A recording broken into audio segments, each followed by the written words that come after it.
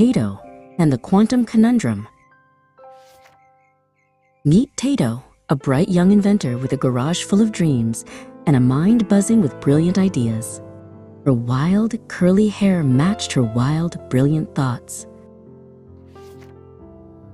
Her biggest dream was to build the Mini Genie, a machine that could solve the trickiest puzzles in a blink, making the world a smarter, happier place.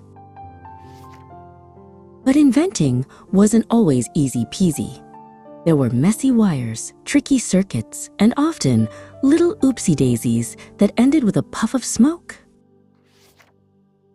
One gloomy afternoon, after countless attempts, her latest prototype sputtered and went silent. Tato sighed, feeling a big lump of "I can't do it" in her throat. Just then, Nanadot appeared with warm chocolate chip cookies.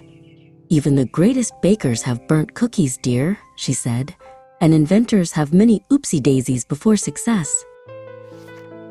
Nanadot's words were like a fresh breeze.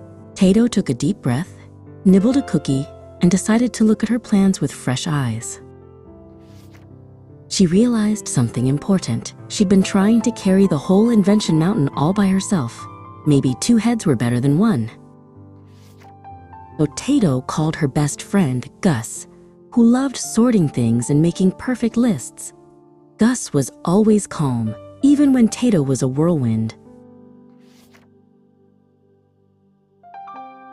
Gus arrived with his special inventing toolkit, full of rulers and magnifying glasses.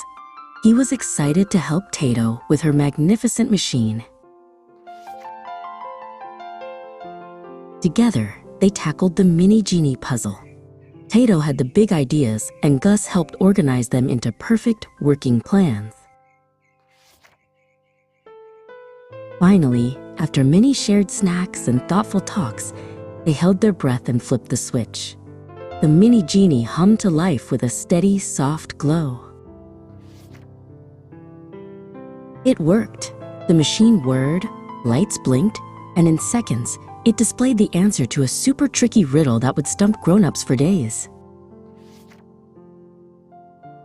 News of Tato's amazing invention spread like wildfire. Soon, her little garage was buzzing with reporters and curious scientists. Tato felt a whoosh of pride. She stood tall, explaining all about her invention, her voice ringing with excitement. She truly felt like the smartest kid ever. Meanwhile, Gus stood by the garage door, a quiet smile on his face. He was happy for Tato, but also felt a little bit like a forgotten gear in the big machine. Nanadot saw Gus. She gently pulled Tato aside. "Remember, my dear," she whispered, "Gus's steady hand was just as important as your sparkling idea." Tato looked at Gus, then at her amazing, glowing machine. A little spark of understanding lit up in her mind. Nanadot was right. She took a deep breath.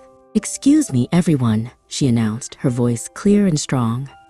"I need to tell you something important." She then looked at Gus, a huge smile on her face. "I couldn't have done any of this without my amazing friend, Gus.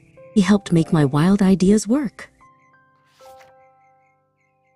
Tato explained that every oopsie-daisy was a lesson, and sharing the work and the fun with Gus made the success even brighter.